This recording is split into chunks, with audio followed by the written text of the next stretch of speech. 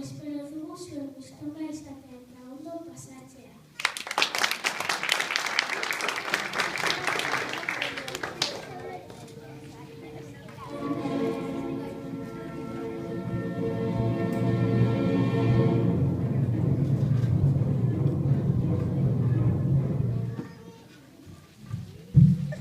Duela milaka urte, lehen gizakiak kobazuletan bizi ziren.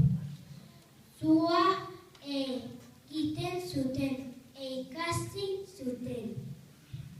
Hau oso garrantzitsua izan zen berotzeko, janaria prestatzeko, kobazuloa argitzeko, despuntak gogortzeko eta animaliak usatzeko.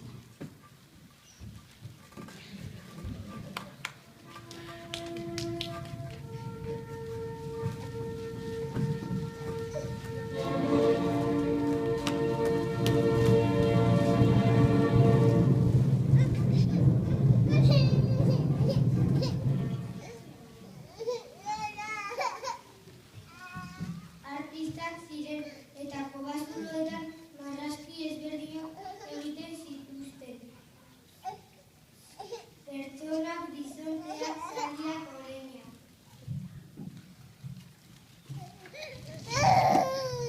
Horretarako ikasmotela, puntatze eta lantegia erabiltzen zituzten.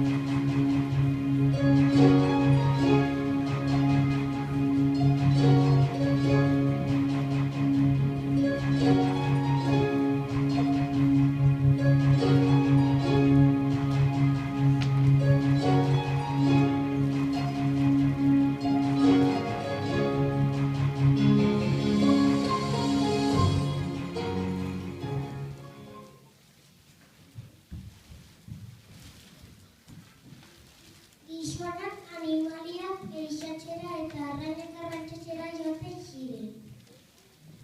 Ehizatzeko trenak beraiek egiten zituzten egurrak, hariak eta hezurrak erabiliz.